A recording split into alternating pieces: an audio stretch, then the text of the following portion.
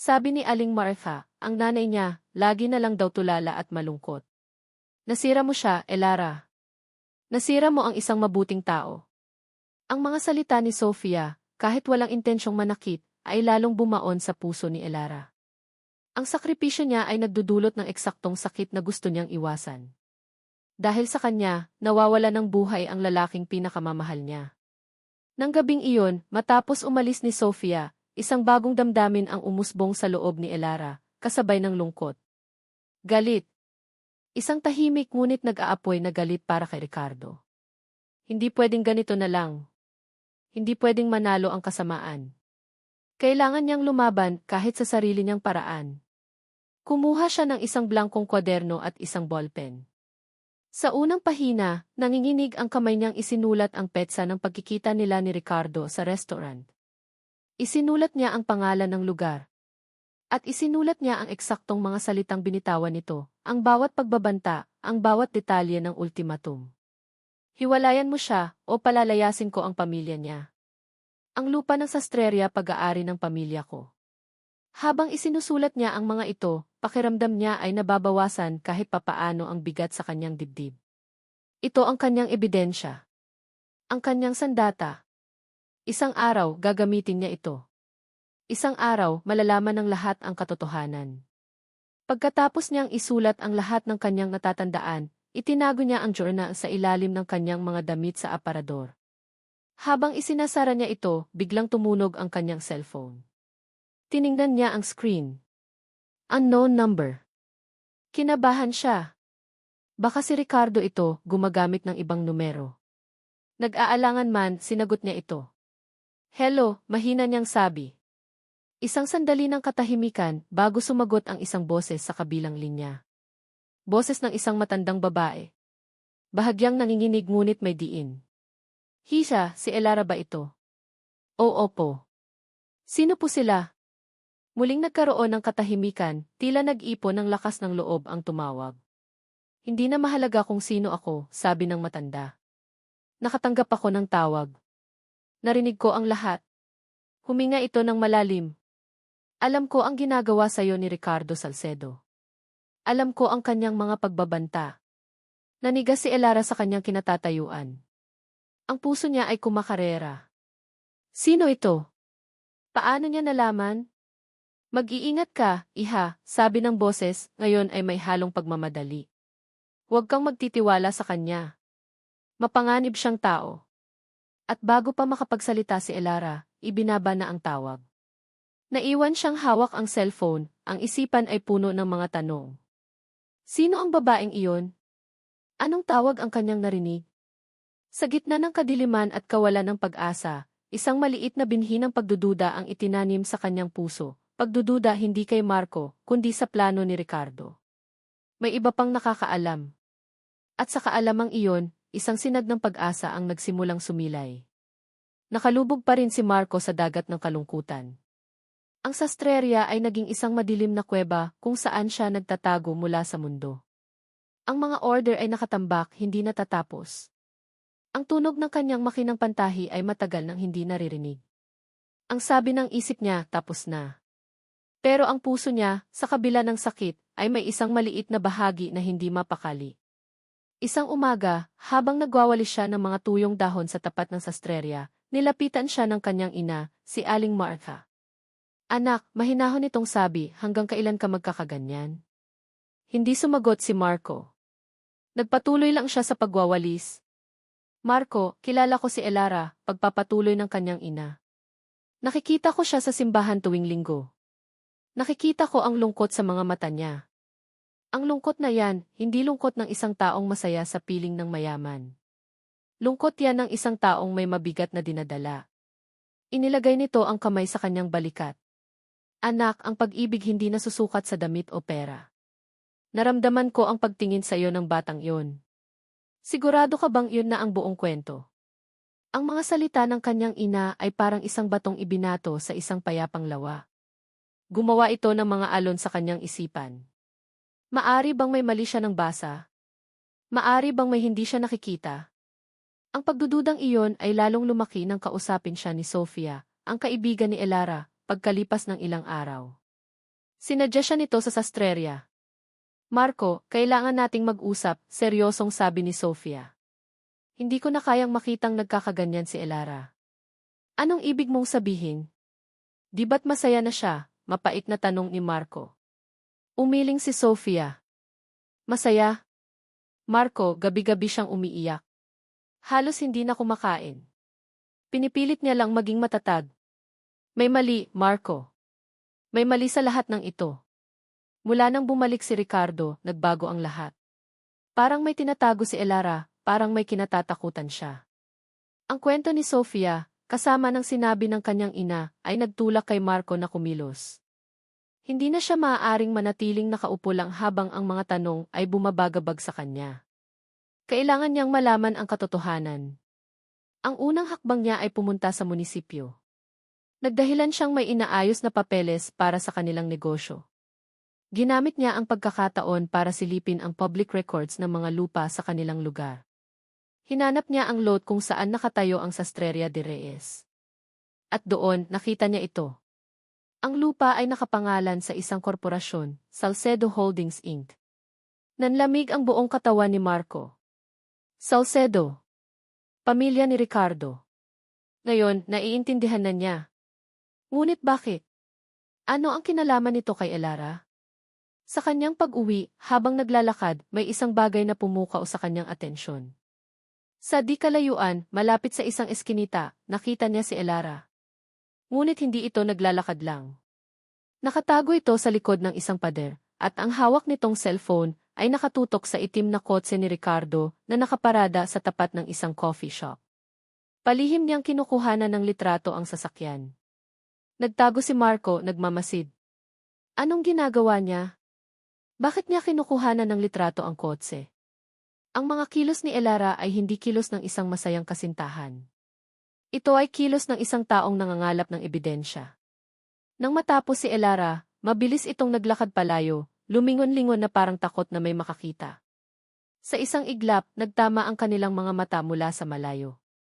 Nakita ni Marco ang gulat at takot sa mukha ni Elara bago ito mabilis na yumuko at nagmamadaling lumayo. Ngunit ang ilang segundong pagtatama ng kanilang mga mata ay sapat na. Nakita ni Marco ang lahat, ang sakit, ang pag-aalala, ang paghingi ng tulong. Hindi ito ang mga mata ng isang babaeng mukhang pera. Ito ang mga mata ng isang babaeng bihag. Nang gabing iyon, habang iniisip niya ang lahat ng kanyang nalaman, biglang nag-vibrate ang kanyang cellphone. Isang text message. Mula sa isang numerong hindi niya kilala. Ang puso niya ay kumabog nang mabilis nang mabasa niya ang mensahe. Marco, si Elara to, kailangan nating mag-usap. Huwag kang maniwala sa kanya. Sa lahat ng sinabi niya. May panganib. Magkita tayo bukas sa lumang simbahan sa kabilang baryo, 6:00 ng gabi. Huwag kang magsasabi kahit kanino. Nabuhayan siya ng loob. Ito na. Ito na ang pagkakataon. Malalaman na niya ang katotohanan. Mabilis siyang nag-type ng reply. CJ. Pupunta ako. Ngunit bago pa niya masend ang mensahe, may isa pang text na pumasok mula sa parehong numero. Nagmamadali, tila may error sa pag-type. Huwag na. Huwag kang pinta. Huwag. Delikad di. At pagkatapos wala na. Kinabahan si Marco. Anong nangyayari? Tiningnan niya ang oras. 5:00 pa lang ng hapon. May 1 oras pa bago ang kanilang dapat na pagkikita. Hindi niya alam kung ano ang gagawin. Pupunta ba siya o hindi? Nagpasya siyang pumunta pa rin. Hindi niya kayang manatili lang at mag-alala. Habang naghahanda siyang umalis, napatingin siya sa labas ng bintana. At ang nakita niya ay nagpatigil sa kanyang paghinga.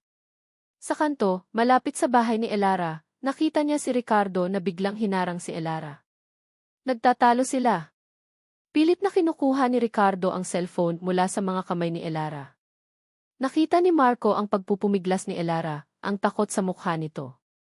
Walang pag-aalinlangan, tumakbo si Marco palabas ng sastreria. Ang pagdududa ay naging katiyakan. Ang sakit ay naging galit. At ang pag-ibig, na akala niya'y patay na, ay biglang nag-alab muli, hindi bilang isang malambing na apoy, kundi bilang isang nagngangalit na apoy na handang ipaglaban ang katotohanan. Ibigay mo sa akin ang cellphone, sigaw ni Ricardo, ang mukha ay napuno ng galit. Ang kanyang pagkakalmado at pagiging sopistikado ay naglaho na, napalitan ng isang pangit na anyo ng desperasyon. Mahigpit ang pagkakahawak niya sa braso ni Elara, at sa bawat pagpupumiglas nito, lalo lang humihigpit. Ano bang problema mo? Bitawan mo ako, sigaw pabalik ni Elara, sinusubukang protektahan ang cellphone na nasa kabilang kamay. Naroon ang lahat, ang mga litrato, ang kopya ng kanyang journal, ang mga text message. Ang kanyang tanging sandata. Akala mo matatalo mo ako, Elara, tawa ni Ricardo, isang tawang walang saya. Akala mo ba hahayaan kitang sirain ang lahat? Ibinigay ko na sayo ang lahat ng gusto mo. Isang magandang buhay. Pero pinili mo pa ring maging trader.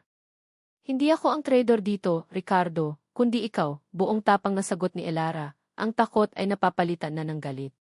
Ginagamit mo ang pamilya ni Marco para makuha ako. Akala mo ba habang buhay akong matatakot sa'yo? Dahil ako ang may hawak ng lahat ng baraha, sigaw niya, at sa isang malakas na hila, naagaw niya ang cellphone mula sa kamay ni Elara. Ngunit bago pa man niya ito maihagis sa semento, isang malakas na boses ang pumigil sa kanya. Bitawan mo siya. Sabay silang napalingon. Nakatayo roon si Marco, ilang metro ang layo. Ang kanyang mga kamao ay nakakuyom, ang mga mata ay nag-aapoy sa galit na ngayon lang nakita ni Elara. Ang pader sa pagitan nila ay tuluyan ng gumuho, at ang nakikita niya ngayon ay hindi ang lalaking nasaktan, kundi ang lalaking handang pumatay para protektahan siya. Marco D. Bulong ni Elara. Look who's here. The knight in shining thread and needle, pang-aasar ni Ricardo. Ngunit may bakas ng kaba sa kanyang boses. Itinulak niya si Elara patagilid at hinarap si Marco. Umalis ka na dito, sastre. Hindi ito ang laban mo. Nagkakamali ka, mariing sabi ni Marco, humahakbang papalapit. Noong sinaktan mo siya, ginawa mo na itong laban ko. Ito na ang pagkakataon ni Elara. Habang nakatuon ang atensyon ni Ricardo kay Marco, mabilis niyang kinuha ang isa pang cellphone mula sa kanyang bulsa. Isang maliit na telepono na palihim niyang binili. Pindot niya ang isang numero. Ano to, may isa ka pa palang laruan, tawa ni Ricardo nang mapansin ang ginagawa niya. Hindi sumagot si Elara. Sa halip, pinindot niya ang play button. Isang boses ang umalinggaw mula sa speaker ng maliit na telepono. Boses ni Ricardo. Hiwalayan mo siya o palalayasin ko ang pamilya niya. Ang bawat salita ay malinaw at matalas sa katahimikan ng hapon. Kapag naniwala na siya, kapag tuluyan ka ng sumama sa akin, hahayaan ko silang manatili. Natigilan si Ricardo. Ang kulay sa kanyang mukha ay biglang nawala. Napatingin siya kay Elara, pagkatapos ay kay Marco, na ngayon ay nakatitig sa kanya, hindi na may galit, kundi may isang malalim na pagkaunawa at matinding pagsisisi. Ang pagbabago sa mukha ni Marco ang pinakamasakit na nakita ni Elara. Nakita niya ang realisasyon, ang sakit ng pag-alam na naging bulag siya, na hinusgahan niya ang babaeng handang isakripisyo ang lahat para sa kanya. Ang galit sa mga mata nito ay napalitan ng luhang nagbabadyang tumulo. Elara T. Halos pabulong na sabi ni Marco, ang boses ay basag. Patawarin mo ako.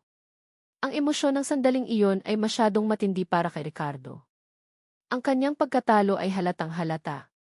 Nawala ang kanyang kontrol at ang natira na lang ay ang purong, walang halong galit. Ginawa ko nga yan, umamin siya, sumisigaw na parang isang nasusukol na hayop. Dahil akin siya. Akin lang dapat si Elara. At ikaw, lumingon ito kay Marco, dinuduro siya, ikaw na isang hamak na sastre, isang basahan, inagaw mo siya sa akin. Anong may bibigay mo sa kanya? Sinulid at karayom? Ako, kaya kong ibigay ang buong mundo. Ang hindi mo maintindihan, Ricardo, mahinahong sabi ni Elara, ang boses ay matatag na ngayon, ay hindi ko kailangan ng mundo. Siya lang ang kailangan ko. Hindi pa tayo tapos, sigaw ni Ricardo. Susugurin na sana niya si Elara, ngunit sa isang mabilis na kilos, sumugod si Marco. Buong lakas na sinund. Okay ni Marco si Ricardo sa panga. Isang malutong nakalabog ang umalinggaw sa tahimik na kalsada. Natumba si Ricardo sa semento, gulat at sakit ang rumihistro sa kanyang mukha. Hawak niya ang kanyang panga, hindi makapaniwala sa nangyari. Sa buong buhay niya, walang sinuman ang naglakas loob na gawin iyon sa kanya. Para yan sa lahat ng kasinungalingan mo, sigaw ni Marco, ang boses ay nanginginig sa galit. Sa pagbagsak ni Ricardo, dalawang anino ang lumabas mula sa likod ng isang nakaparadang tricycle sa di kalayuan. Ang ina ni Marco, si Aling Martha, at ang kaibigan ni Elara, si Sofia. Parehong nanlalaki ang mga mata, narinig ang lahat ng pag-amin ni Ricardo. Walang hiya ka, sigaw ni Aling Martha, ang mga mata ay galit na nakaturo kay Ricardo na pilit na bumabangon. Ngunit hindi pa tapos si Marco. Ang isang suntok ay hindi sapat para ilabas ang lahat ng sakit, lahat ng pagsisisi, lahat ng galit na naipon sa kanyang dibdib. Nagliliyab pa rin ang kanyang mga mata. Muli siyang sumugod, handang tapusin ang nasimulan. Pero bago pa man dumapo ang kanyang kamao sa mukha ni Ricardo, isang puwersa ang pumigil sa kanya. Pumagit na si Elara. Iniharang niya ang sarili sa pagitan ng dalawang lalaki. Hinawakan niya ng mahigpit ang braso ni Marco, ang mga daliri niya ay bumaon sa laman nito. Tama na, Marco, sabi niya, ang boses ay mahinahon ngunit may bigat. Napatingin si Marco sa kanya, naguguluhan. Elara, pero.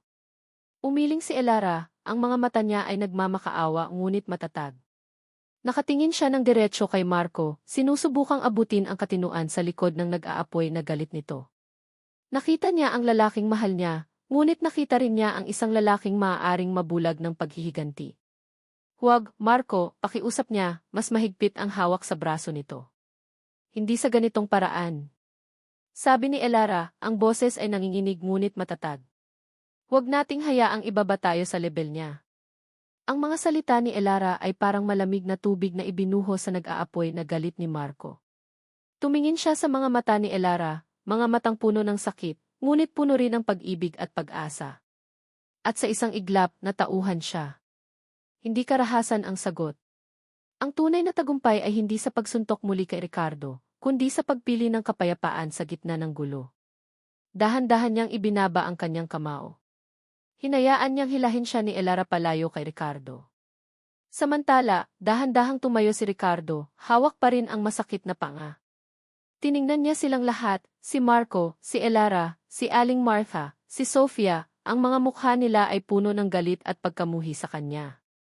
Sa unang pagkakataon sa kanyang buhay, naramdaman ni Ricardo ang tunay na pagkatalo. Hindi lang siya natalo sa isang laban, natalo siya sa lahat ng bagay. Ang kanyang pera, ang kanyang kapangyarihan, lahat ay walang silbi sa harap ng katotohanang nakatayo sa harap niya. Walang sinabi, tinalikuran niya sila. Naglakad siya papunta sa kanyang mamahaling kotse, ang bawat hakbang ay mabigat sa kahihiyan.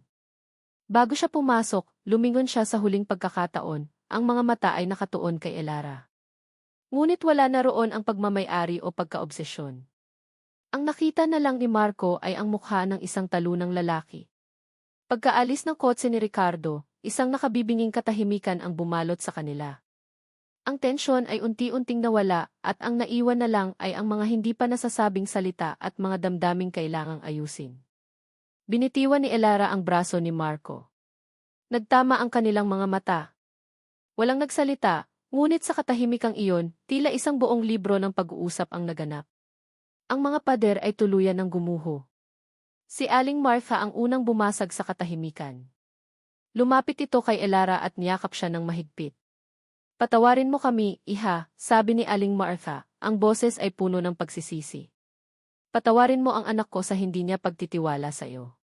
Umiling si Elara habang yakap ang matanda. Wala po kayong kasalanan. Ako po ang dapat humingi ng tawad.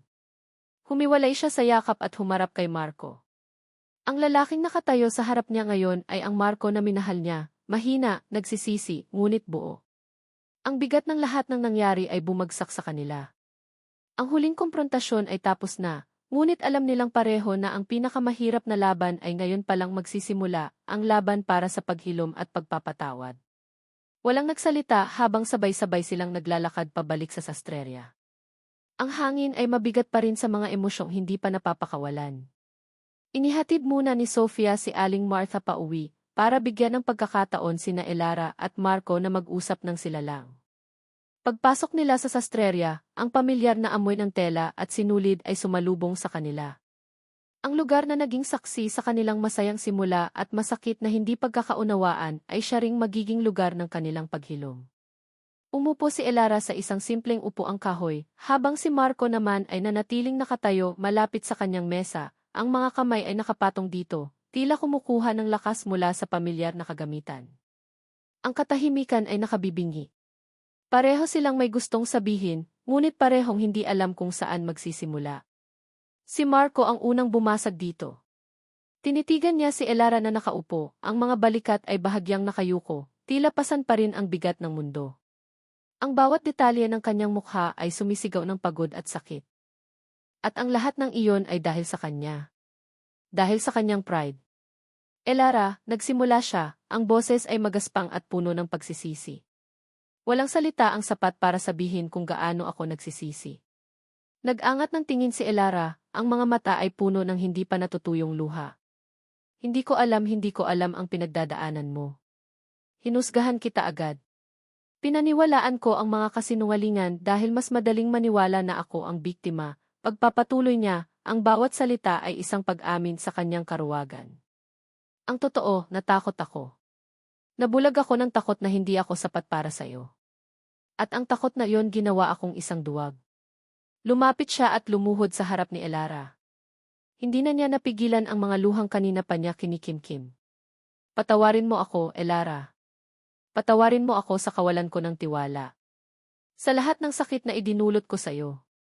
Nang makita niyang lumuhod si Marco sa kanyang harapan, umiiyak, isang matinding kirot ang naramdaman niya sa kanyang puso. Hindi ito ang Marco na gusto niyang makita. Hinawakan niya ang mga kamay nito at pilit na pinatayo.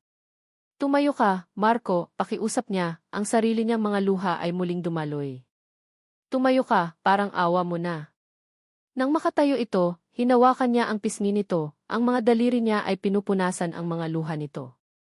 Hindi lang ikaw ang nagkamali, mahina niyang sabi. Ako rin. Patawarin mo rin ako. Patawarin mo ako dahil hindi ako nagtiwala sa iyo na sapat kang malakas para harapin ang katotohanan. Pinili kong magsinungaling para protektahan ka, pero sa huli, ang kasinungalingan ko pa rin ang pinakamatinding sumakit sa iyo. Tinitigan niya ito ng diretso sa mga mata. Natakot akong ipaglaban ka dahil ayokong masaktan ka. Pero nalaman ko na ang tunay na pag-ibig kailangang ipaglaban. At sa laban na iyon, dapat magkasama tayo. Sa sandaling iyon, ang lahat ng pader, lahat ng pride, lahat ng takot ay tuluyan ng gumuho. Walang salitang namutawi, niyakap ni Marco si Elara ng mahigpit. Isang yakap na puno ng lahat ng hindi nila masabi, pagsisisi, pasasalamat, pangungulila at higit sa lahat, pagpapatawad. Isinubsob ni Elara ang kanyang mukha sa dibdib ni Marco, dinadama ang pamilyar na tibok ng puso nito. Ang tibok na akala niya ay hinding-hindi na niya muling maririnig. Naramdaman niya ang mga luha ni Marco na pumapatak sa kanyang buhok, at ang sarili niyang mga luha ay bumasa sa damit nito. Nang maghiwalay sila sa yakap, pareho silang nakangiti sa gitna ng kanilang mga luha. Isang ngiti ng kaluwagan. Tungkol sa lupa. Nagsimulang muli si Marco. Umiling si Elara. Nakausap ko si Attorney Salonga, isang kaibigan ng tatay ko. Sabi niya, dahil mahigit 30 taon nang nakatira ang pamilya niyo dito nang walang umistorbo, may laban tayo. Acquisitive prescription daw ang tawag doon. Pwede nating angkinin ang lupa ng legal. Mahabang proseso pero may pag-asa. Napatingin si Marco sa paligid ng sastreria. Ang lugar na ito, ang pamana ng kanyang ama, ay hindi pa pala tapos. May laban pa. May kinabukasan pa. Muli niyang hinawakan ang kamay ni Elara. Ang init ng palad nito ay tila nagbibigay ng bagong lakas sa kanya. Magsimula tayo ulit, bulong ni Marco, ang boses ay puno ng panibagong determinasyon. Pero sa pagkakataong ito, tama na. Walang kasinungalingan. Walang pagdududa. Tayo lang. Tumingin siya sa mga mata ni Elara, ang kanyang mga mata ay seryoso at puno ng pangako. Payag ka bang maging katabi ko sa pagsisimula ng bagong yugto, Elara? Ang tanong ay hindi na lang tungkol sa pag-ibig. Ito ay tungkol sa isang pangako.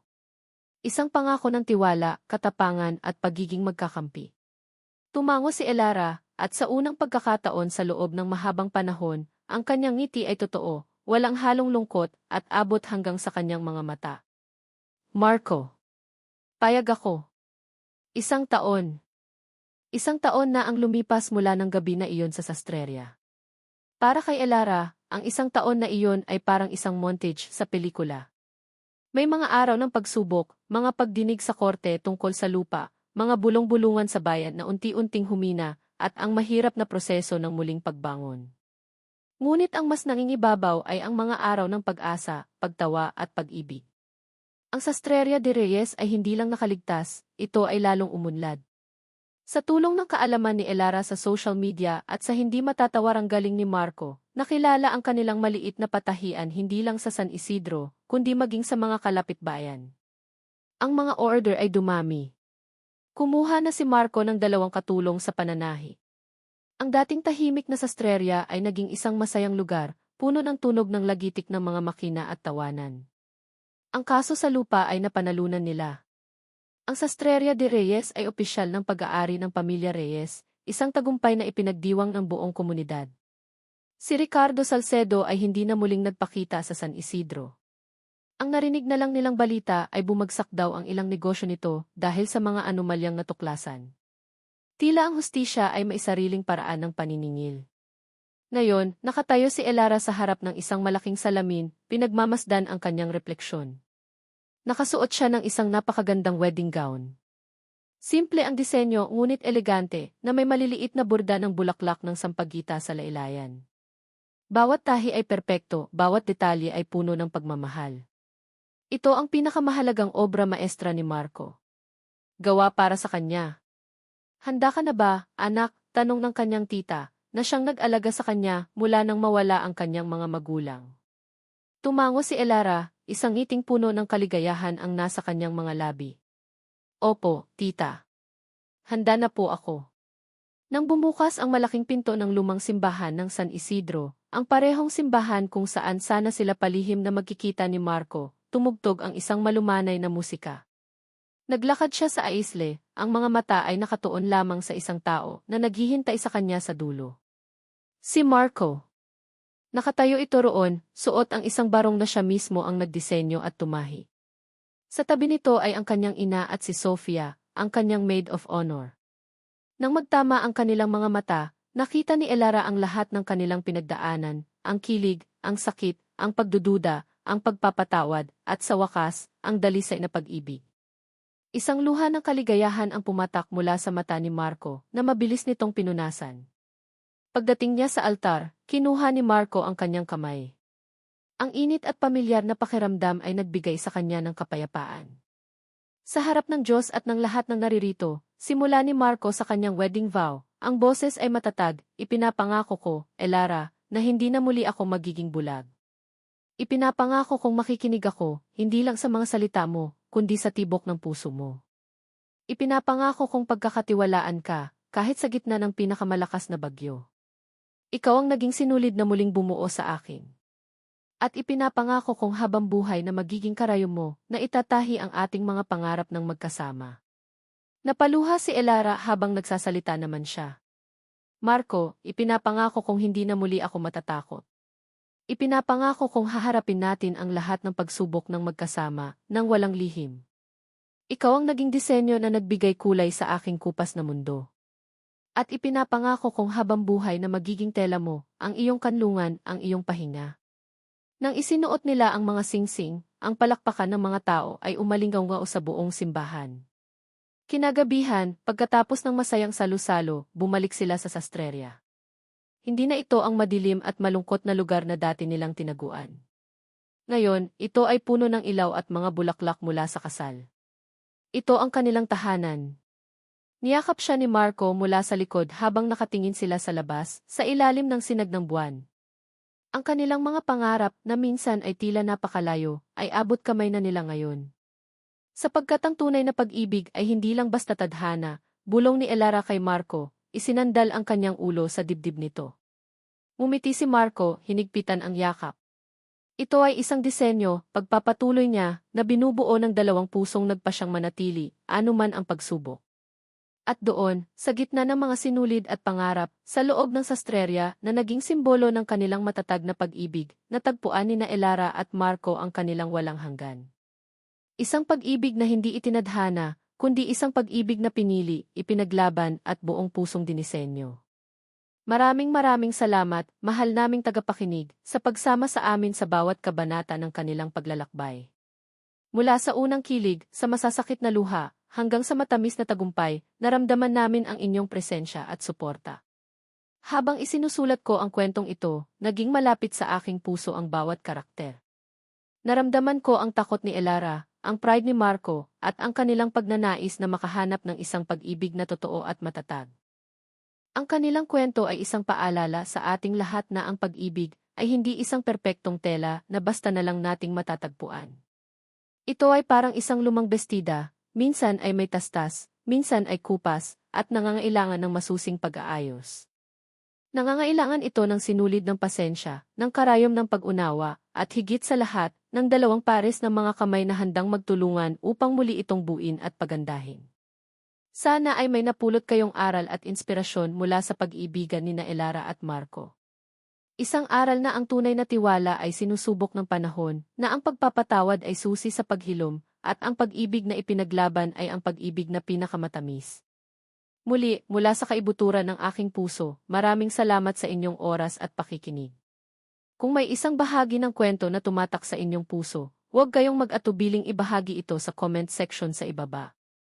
Nais naming marinig ang inyong mga saloobin. Hanggang sa ating susunod na kwento.